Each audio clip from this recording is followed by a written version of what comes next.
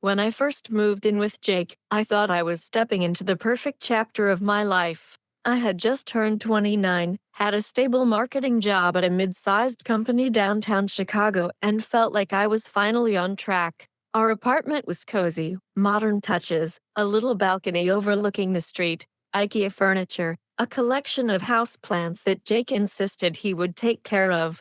Jake himself was charismatic, always smiling, the kind of person everyone liked instantly. I was head over heels. The first month together was seamless. We cooked dinner, occasionally fought over silly things like leaving dishes in the sink or which show to binge watch, and then laughed it off. Friends came over, I saw him interact with co-workers and family, it all seemed perfect. Our engagement, just 6 months prior, still felt like a dream. A Sunday brunch proposal, his mother crying with joy, my friends throwing a small surprise party afterwards. Life felt stable, predictable, comfortable, but the cracks started appearing in subtle ways. He'd say he was working late, but I'd notice his lights going off earlier than expected. He claimed he was stuck in traffic, but the timelines never added up. I told myself these were small things, he was stressed, or forgetful, or I was imagining it. I wanted to trust him. I remember the first evening I felt the real sting of doubt. It was Thursday, around 7:30 p.m. I'd had a grueling day at work, back-to-back meetings, a presentation that went sideways, and I was exhausted. I walked in, set my bag down, and started cooking a simple pasta. The apartment was quiet, just the hum of the fridge and the occasional car outside. At 8:15 p.m., my phone buzzed. Jake, almost home. Traffic is awful. I smiled, replied, see you soon. By 9:45, I was finishing dinner when my friend Lisa texted, inviting me out for a drink. I was about to decline when I noticed Jake's car parked outside. I froze. He shouldn't have been home yet. My stomach sank. I texted him, "You're home." No reply? I tried to rationalize. Maybe he had just gotten out early. Maybe traffic cleared. But unease settled in my chest. By 10:30, my instinct told me something was off. I walked into his office, casually, just checking, and saw his laptop open. Not on work files, but Slack. A message preview popped up, Megan S. My heart skipped. I knew that name from the company directory. My hand shook as I scrolled. Flirty, intimate messages, undeniable. Shock froze me. My first instinct was confrontation, yelling, crying, demanding truth. But instead, I did nothing. I wanted to see everything first. To understand, I needed to grasp the full scope before reacting. Over the next few weeks, I watched quietly. No accusations, no hints, just observation. I noticed patterns. Megan only appeared when I was supposed to be busy, at work, errands, or with friends. Jake's phone always buzzed after I left the apartment. Every lie, every late-night excuse, every flirty message built a puzzle I was slowly assembling. I remember pretending to joke once, "You sure are texting your coworkers a lot, huh? Don't work too hard." He laughed, too easily. I felt the weight of every lie pressing down. Nights were the worst. I lay awake, staring at the ceiling, wondering how someone you loved could betray you so casually. And yet, there was clarity forming inside me. I would not crumble. I would not beg. I would regain control. Weeks passed. Every little detail became part of the picture. An unfamiliar lipstick on a coffee cup. Messages I caught when he thought I was at a meeting. Megan's name on his calendar, entries labeled as work lunch. I documented everything, obsessively. It wasn't about revenge yet. It was about knowing, understanding, confirming. Then came the tipping point. Friday night, about 2 weeks after the first suspicion, I returned from a late client meeting. The apartment smelled faintly of perfume. On our couch sat a small designer purse, Megan's. My heart stopped. Relief and fury mingled. I could no longer pretend ignorance, but I remained composed. I sent him a message, "We need to talk when you get home." When he arrived around 11 p.m., smiling, I told him to sit. Calmly, I laid out what I knew, messages, patterns, the bag on the couch. He stammered, tried to deny, deflect, blame, but I didn't raise my voice. I spoke deliberately, slowly, like a judge reading a verdict. By the end, it was clear I would not fall apart. I stood, collected, and said, "Pack your things. Leave by tomorrow morning. This is over." The relief that followed was immense. Heartbreak, yes, but tempered by empowerment. I slept that night alone, but at peace.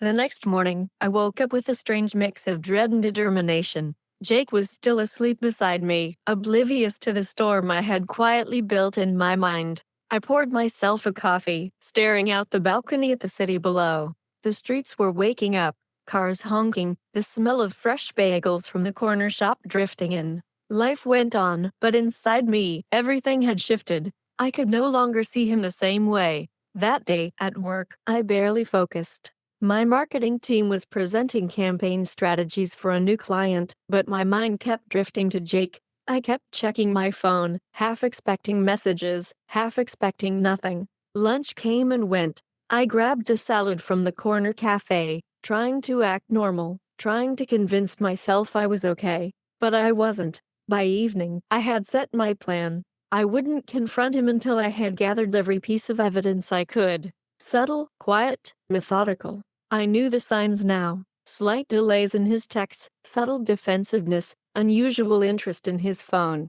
I began keeping a notebook.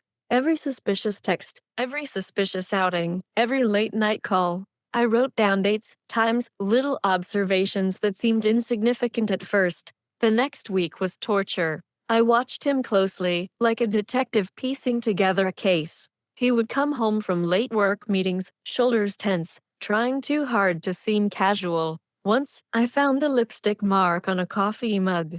Another time, his phone buzzed, and I caught a glimpse of a message from Megan saying, "Can't wait to see you tonight." My stomach dropped. I didn't confront him. I didn't even look angry. I simply noted it. One night, I decided to follow him discreetly. He said he had to meet a client at a bar downtown. I left a little later and trailed him, keeping a safe distance. Through the reflection of a shop window, I saw him meet Megan. She laughed at something he said, and he wrapped an arm around her waist. They kissed lightly, turned away from the street. I could barely breathe. My heart raced, but I stayed hidden, observing. Every detail confirmed what I already knew but couldn't yet fully process. Back home, I didn't scream or confront. I sat on the couch, curled up in a blanket, feeling betrayal ripple through me like electricity. I thought of every memory, every moment I had shared with him, and realized how easily it had been tainted. Work became a blur. I started avoiding after-work drinks with colleagues, not because I wanted to hide, but because I needed time to think, to process. I spent evenings cooking elaborate dinners, pretending to relax, while inside, I was counting, cataloging, plotting the perfect timing to take control. I confided in Lisa one evening. We met at our favorite rooftop cafe. She noticed my tension immediately. "You've changed," she said gently. I nodded, forcing a smile. I told her a fraction of what I suspected, leaving out the specifics. Something feels off, I admitted. She reached across the table and held my hand. "Trust your gut." "You always do." Her words stuck with me. I realized then that my gut had been screaming all along. The following week was a mental war. I had to act normal around Jake, even chat, laugh, plan weekends. I had to pretend our life was untouched. But every interaction was loaded. A casual touch on his arm made my stomach twist. Every compliment he gave, I dissected for truth. My notebook filled with details, dates, times, text snippets, unusual behavior. Then came the Friday that changed everything. I had stayed late at work, deliberately, knowing he would be home before me. As I walked in, I noticed it immediately, the perfume, faint but distinct, lingering in the air. I froze. My gaze landed on the small designer purse I had seen before, sitting carelessly on the coffee table. I didn't scream. I didn't confront. I poured myself a glass of water and sat on the couch, feeling my pulse thrum. He walked in 15 minutes later, smiling, unaware. I said nothing, just watched, my heart aching but mind razor sharp. Finally, I spoke calmly. "We need to talk." He froze, glancing at me nervously. "Sit down," I said, voice steady. Then I laid out everything, the texts, the lipstick, the trips, the lies, the patterns.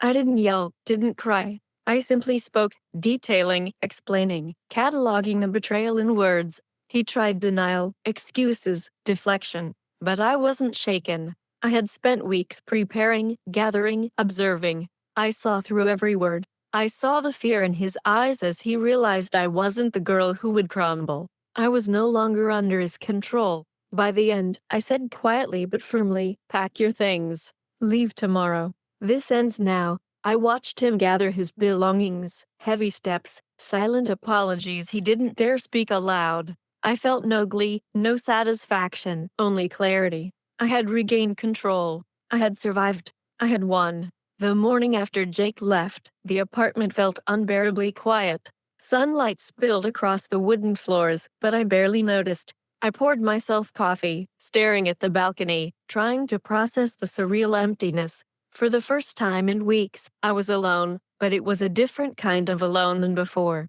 This was freedom, not confinement. I spent the weekend cleaning, organizing, and rearranging. Each task was a small act of reclamation. The scent of lemon cleaner, the soft hum of the vacuum, folding laundry, mundane, but grounding. By Sunday evening, the apartment looked like a space I could truly call mine, a place free of lies, of betrayal, of pretense. Work became my refuge. Marketing campaigns, client meetings, brainstorming sessions, they demanded focus. I threw myself into them, not as a distraction, but as a form of self-respect. My team noticed a shift. I was still friendly, collaborative, but there was an unmistakable edge, quiet confidence, self-possession. Friends became central to my healing. Lisa invited me to dinner, insisting I needed social support. We met at a cozy Italian place in Lincoln Park, laughing over shared stories, toasting to resilience. Conversations with her were both grounding and empowering. "You didn't just survive," she said, "you mastered yourself." I smiled, the first genuine smile in days. I also started small rituals, morning jogs along the lake, evening coffee at the local cafe, journaling my thoughts. Writing helped me process, untangle emotions, and reflect on the weeks of deception. Each entry reaffirmed a truth I had known but ignored. I was stronger than I believed. Months passed. I attended office parties, networking events, even casual Fridays at work. Every interaction reminded me of what I had endured and how much I had grown. I began noticing things about myself I had overlooked: patience, observation skills, intuition. I was learning not just to trust myself again, but to cherish my own judgment above all. I never sought revenge. The idea never occurred to me. My victory was subtler, living fully, with integrity, without him. I walked through the city streets with a sense of freedom that was hard-earned. I treated myself to little indulgences, new books, occasional massages, even a small weekend getaway to Lake Michigan. Each choice was a declaration: I am whole, I am capable, I am deserving. One evening, a few months later, I ran into a colleague at a coffee shop. We talked, laughed, exchanged stories. He asked about my personal life. For the first time in a long while, I didn't hesitate.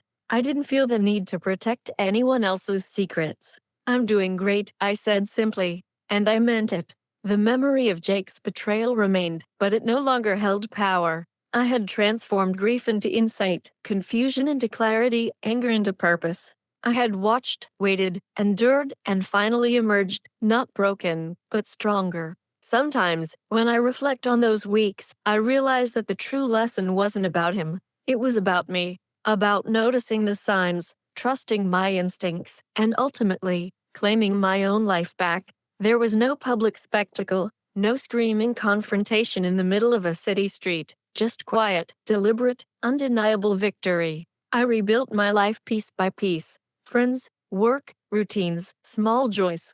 I learned boundaries, learned to speak up calmly and clearly, and most importantly, learned that my self-worth was non-negotiable. And sometimes, when I walk past a couple laughing in the park, or see someone holding hands, I smile, not with bitterness, but with appreciation for the journey I endured, because I know what it means to lose trust, and I also know what it means to reclaim it, fully, completely, on my own terms. The city goes on, life moves, but I am no longer a passive participant in someone else's narrative. I am the author of my own story, and that, I realize every day, is the greatest victory of all.